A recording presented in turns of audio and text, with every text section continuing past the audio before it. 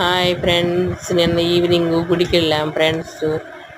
కేదారేశ్వర స్వామి గుడి, లలిత అమ్మవారి గుడి ఫ్రెండ్స్. ఇది గుడికి వెళ్ళాం ఫ్రెండ్స్. స్వామిని చూడండి, మీకు కేదారేశ్వర స్వామి కనిపిస్తున్నాడు.